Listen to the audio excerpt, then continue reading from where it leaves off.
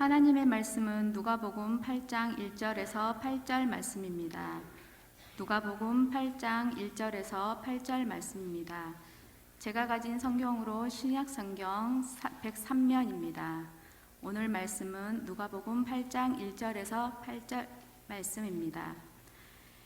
그 후에 예수께서 각 성과 마을에 두루 다니시며 하나님의 나라를 선포하시며 그 복음을 전하실새 12 제자가 함께하였고, 또한 악귀를 쫓아내심과 병 고침을 받은 어떤 여자들 곧 7 귀신이 나간 자 막달라인이라 하는 마리아와 헤롯의 청지기 구사의 아내 요한나와 수산나와 다른 여러 여자가 함께하여 자기들의 소유로 그들을 섬기더라.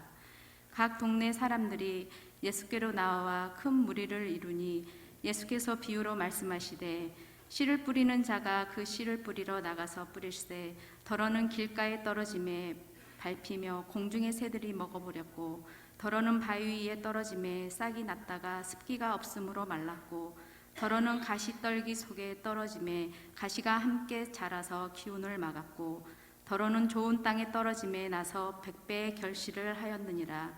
이 말씀을 하시고 외치시되 들을 귀 있는 자는 들을지어다. 아멘. 날씨가 쌀쌀해졌습니다.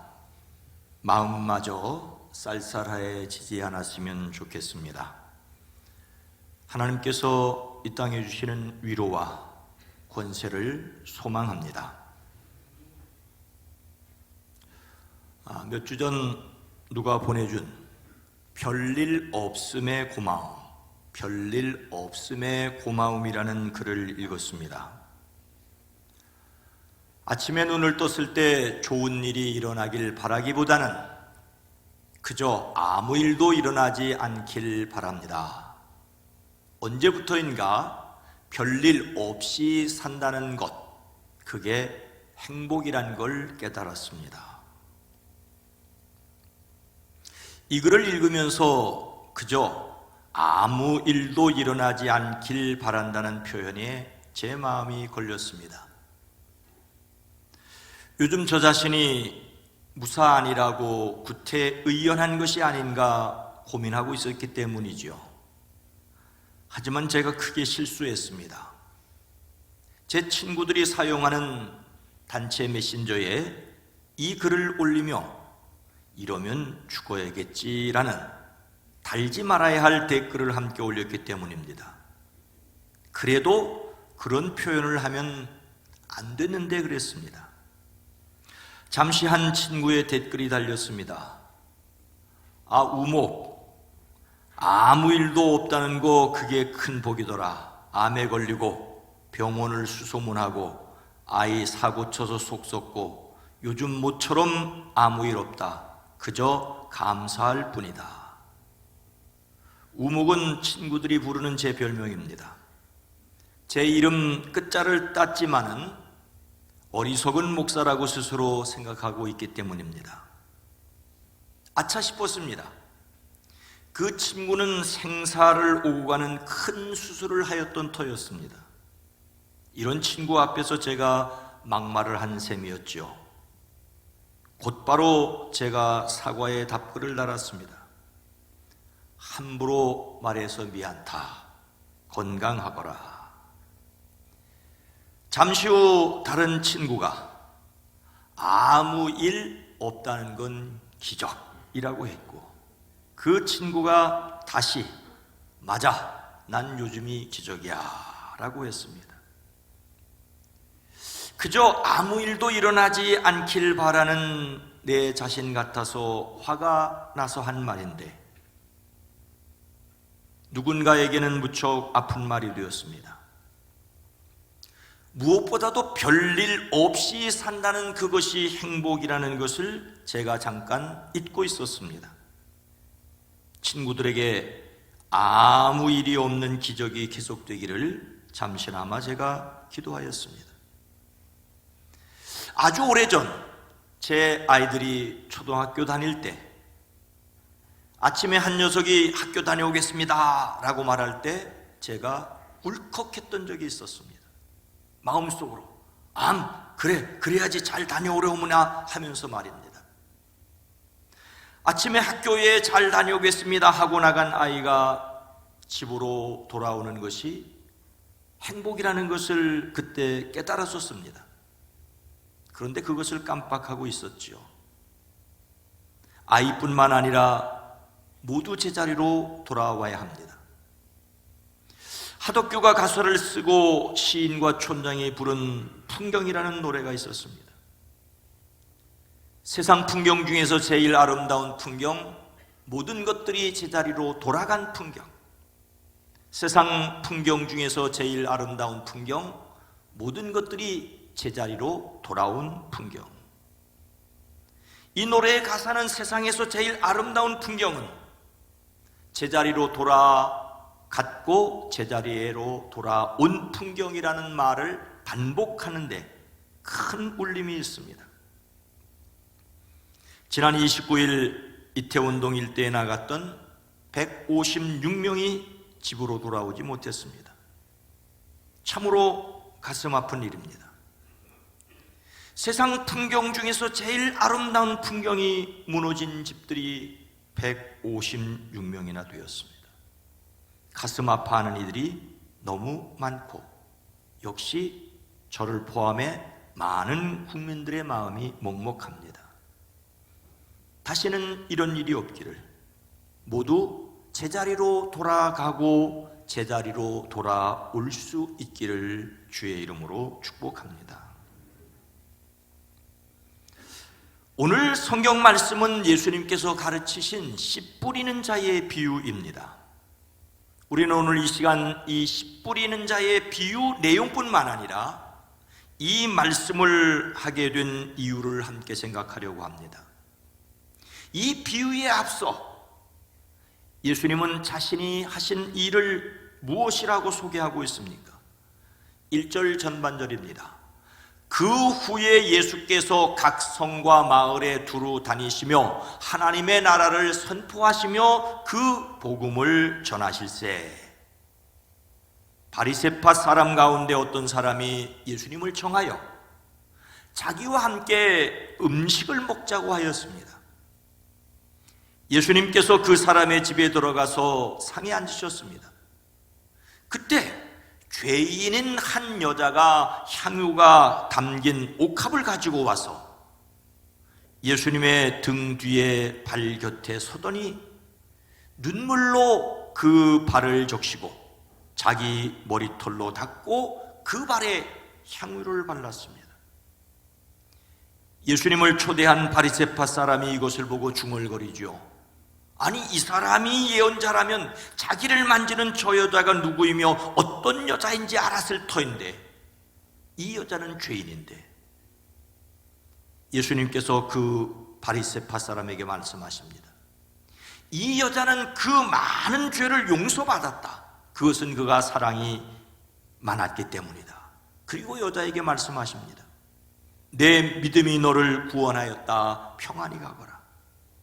바로 이 일이 있은 후 예수님께서 고을과 마을을 두루 다니시며 하나님 나라를 선포하시며 그 기쁜 소식을 전하셨습니다. 오늘 말씀을 시작하며 그 후에라고 밝히는 이유는 예수님께서 갈릴리 순회 전도를 새롭게 출발하시기 때문입니다.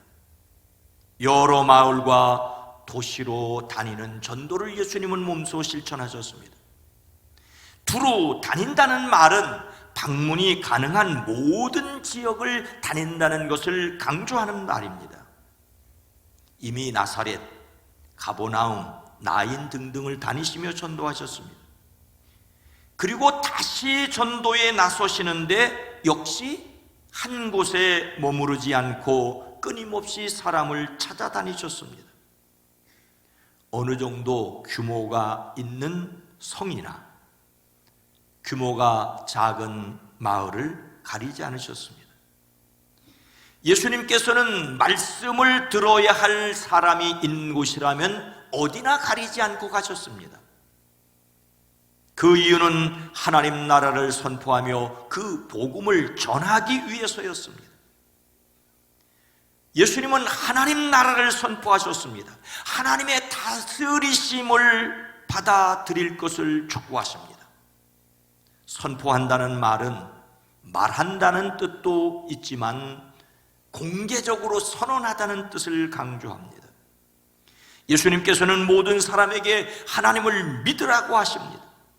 이것이 또한 복음임을 전하셨습니다. 전하다는 말은 기쁜 소식을 알린다는 말입니다. 예수님께서는 하나님의 나라가 곧 복음임을 말씀하십니다. 사람들에게 자기 마음대로 살려는 생각을 버리고 하나님의 말씀을 듣고 따르는 것이 복음임을 선언하시며 받아들이라고 하십니다. 하나님 나라를 전파하고 복음을 전하셨습니다. 사람은 에덴에서부터 자신이 원하는 말을 듣고 자신이 원하는 말을 하려고 합니다. 하려고 하는 말이 같은 사람들끼리 무리를 짓습니다. 이런 세상에서 예수님은 자기가 원하는 것이 아니라 하나님이 원하시는 것을 말하고 듣고 살라고 하십니다. 교회는 하나님이 원하시는 일을 위하여 부르심을 받고 따르는 사람들입니다. 우리는 하나님 나라를 누리고 이 복음을 전하는 사람들이어야 합니다.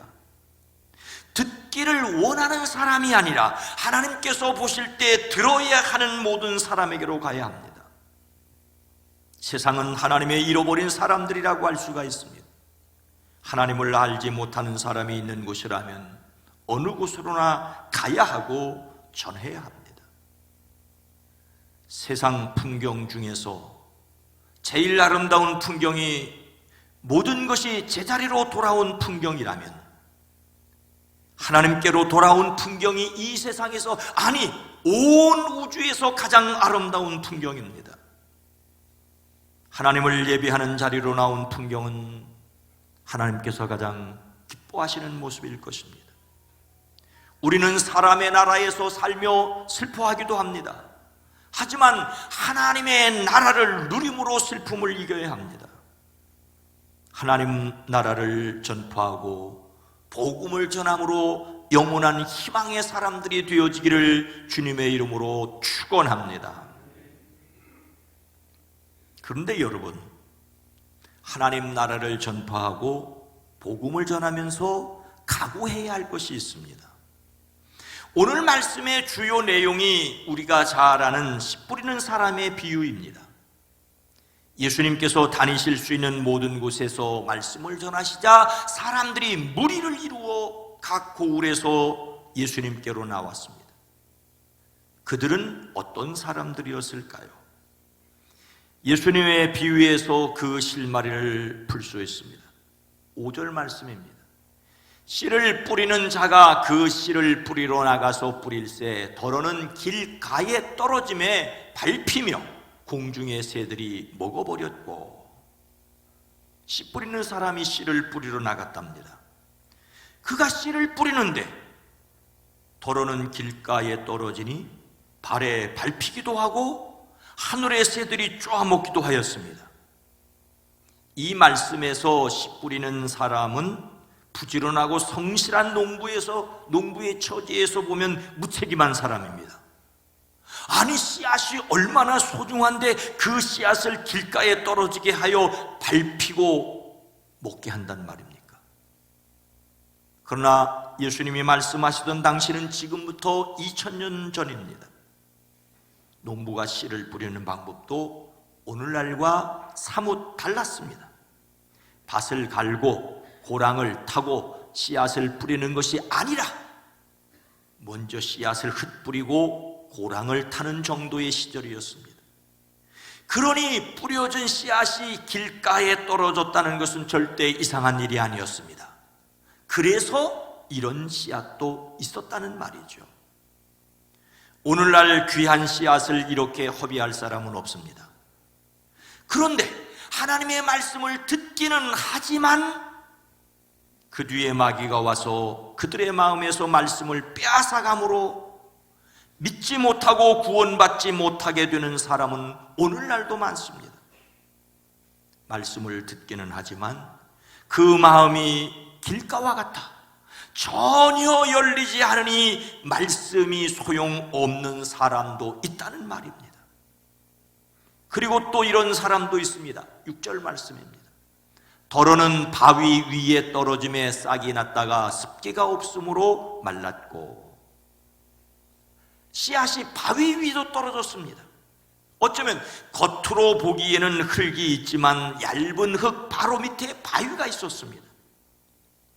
바위 위에 얇게 덮인 흙에 씨앗이 떨어지면 어떻게 뿌리는 내리겠지만 오래 버틸 수가 없습니다. 이런 사람은 말씀을 들을 때는 기쁨으로 받아들이지만 뿌리가 없으므로 잠시 있다가 시련의 때가 오면 떨어져 나가는 사람들입니다. 예수님의 말씀을 듣기는 하지만 전혀 깨닫지 못하는 길가와 같은 사람보다야 좀 나아 보이지만 전혀 다를 것이 없는 사람입니다. 전도 집회나 부흥회에 참석하고 교회에 등록하였지만 이름만 남아있는 명목상의 교인이라고도 할 수 있습니다. 참으로 안타깝지만 이런 사람도 있다는 것이 현실입니다. 그리고 또 이런 사람이 있습니다. 7절 말씀입니다. 더러는 가시떨기 속에 떨어짐에 가시가 함께 자라서 기운을 막았고, 길가나 흙이 얇은 바위 위에 떨어진 것과는 달리 가시덤불 속에 떨어진 씨앗도 있었습니다. 가시덤불에 떨어진 것은 말씀을 들었으나 살아가는 동안에 근심과 재물과 인생의 향락에 사로잡혀 열매 맺는 데는 이르지 못한 사람들입니다. 이런 사람이 오늘 교회에서 문제적 교인이라고 할 수 있습니다. 열심히 예배당에 다니고 교회 활동에도 참여하는데 하나님이 원하시는 열매는 없는 사람입니다. 그 사람의 마음속에 이미 무성하게 자리 잡은 여러 생각과 욕심이 그 사람을 끊임없이 죄어와 결국은 하나님이 원하시는 열매는 맺지 못하는 사람입니다. 자기 나름대로는 열심히 하는데 그 마음을 지배한 사람의 생각이 너무 큽니다. 오늘날 이런 사람은 예배당 안의 탕자라고 할 수 있습니다. 가시떨기밭과 같은 마음의 사람은 나름 어느 정도 신앙생활을 해보려고 노력도 하지만 자기를 다스리지 못하는 마음과 절제하지 못하는 무력, 그리고 인간적인 정욕으로 인해 결국은 말씀을 질식시켜 버립니다. 믿음의 열매, 구원의 열매를 맺지 못하는 참으로 안타까운 모습입니다. 그런데 이런 사람이 있습니다. 8절 전반절 말씀입니다. 더러는 좋은 땅에 떨어짐에 나서 100배의 결실을 하였느니라. 길가, 흙이 얇은 바위, 그리고 가시떨기를 지나 비로소 좋은 땅에 떨어진 씨앗을 말씀하십니다. 이런 사람은 바르고 착한 마음으로 말씀을 듣고서 그것을 굳게 간직하여 견디는 가운데 열매를 맺는 사람들입니다. 말씀을 들어도 깨닫지 못하는 사람, 깨닫기는 하지만 오래 견디지 못하는 사람, 깨닫기는 하였지만 열매 맺지 못하는 사람을 넘어서 드디어 깨닫고 열매를 맺는 사람이 있습니다. 예수님의 씨 뿌리는 자의 비유는 사람의 마음은 네 종류나 된다고 말씀하십니다. 같은 말씀을 들었는데도 그 결과가 이렇게 다를 수 있다고 하십니다. 이것은 우리가 어떤 사람이어야 할 것을 말씀하십니다. 우리는 열매로 말하는 사람들이어야 합니다. 말씀을 듣는 사람에 따라 결과가 달랐습니다. 예수님께서 말씀하시는데도 그것을 받아들이는 사람의 태도에 따라 그 결과가 전혀 달랐습니다. 예수님께서 말씀을 전하시니 여러 도시에서 무리가 몰려들었으나 말씀을 듣고 따르며 함께 있는 사람은 12제자가 고작이었습니다. 그리고 갈릴리로부터 예수님과 제자들을 자기 소유로 섬기며 따르는 여인들이 있었습니다. 그렇다면 우리는 어떤 사람들입니까? 오늘 말씀은 우리에게 무엇을 요구하십니까? 8절 후반절 말씀입니다. 이 말씀을 하시고 외치시되 들을 귀 있는 자는 들을지어다. 모여든 사람들에게 조용조용 말씀하시던 예수님께서 갑자기 목청을 돋우셨습니다. 들을 귀가 있는 사람은 들으라, 들을 귀가 있는 사람은 들으라 하고 외치셨습니다. 외쳤다는 말은 고함치듯이 큰 소리로 말한 것이 아니겠습니까? 더욱이 예수님은 들을지어다라고 명령하십니다. 여기서 듣는다는 말은 좀 자극적이긴 하지만 그대로 표현하자면 귀머거리로 살지 말라는 뜻입니다. 예수님께서 씨 뿌리는 자의 비유를 끝내시기가 무섭게 명령으로 말씀을 반드시 들어야 할 것을 강력히 요구하십니다. 그런데 문제는 깨달을 귀가 없는 사람은 예수님의 의도하시는 말씀을 이해하지 못한다는 것입니다. 세상에는 들을 귀가 있는 사람이 있는가 하면 들을 귀가 없는 사람이 있기 때문입니다. 여기서 들을 귀는 소리를 듣고 분별하는 우리 몸에 붙어있는 청각기관인 이 귀가 아닙니다. 말씀의 의미를 깨달아 이해하는 지각 또는 영적 능력을 가리킵니다. 이것은 하나님께서 열어주셔야 합니다. 귀가 있으면서도 듣고 깨닫지 못하는 사람이 되지 않으려면 우선 하나님의 말씀 앞에 열린 마음과 순종하는 마음을 지녀야 합니다. 말씀을 들을 수 있는 귀가 열려야 합니다. 예수님께서 말씀을 전하시는데도 그 말씀을 듣고 깨닫기는커녕 예수님을 죽이려고 달려든 사람들이 있었습니다. 그들은 결국 예수님을 빌라도에게 넘겨 십자가에서 돌아가시게 하였습니다. 그리고 말씀을 듣고 모여들었던 사람들조차 뿔뿔이 흩어졌습니다.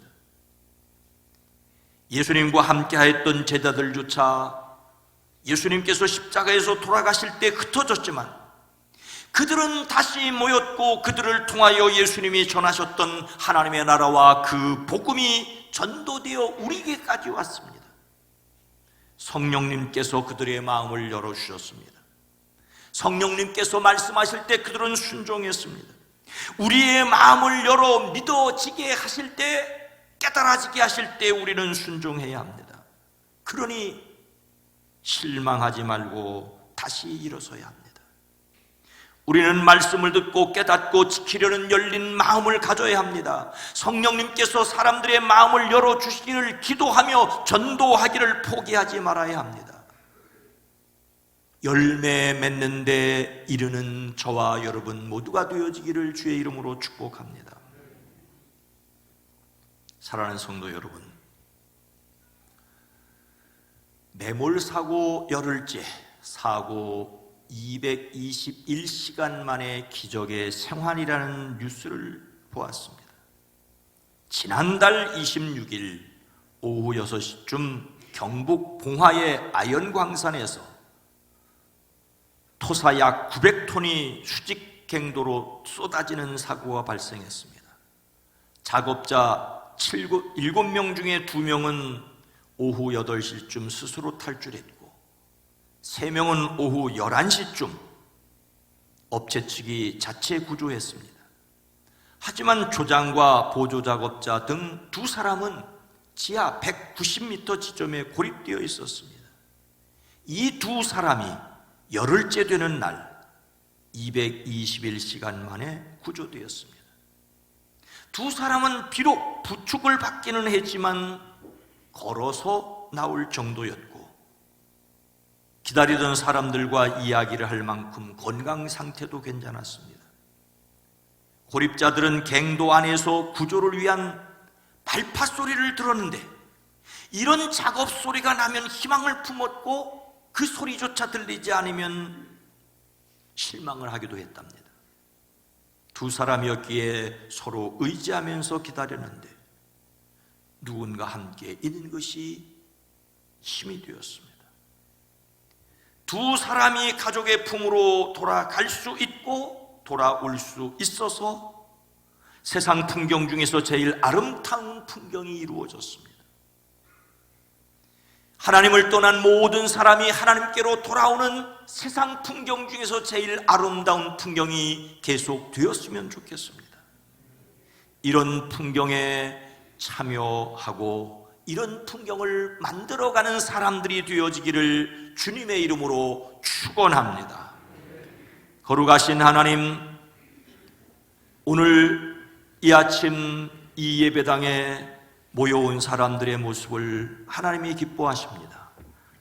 아침에 나온 집으로 잘 돌아갈 수 있게 하시고, 아침에 학교를 가고 회사를 가는 사람들이 그 일을 마치면 또 가정으로 돌아가 반가운 얼굴을 마주할 수 있게 하옵소서. 우리의 인생이 이 땅에서의 삶이 다 끝난다 할지라도 하나님의 품의 마지막에 앉을 이 소망 때문에 슬픔의 세상을 이기며 살아가게 하옵소서. 예수님의 이름으로 간절히 기도드리옵나이다. 아멘.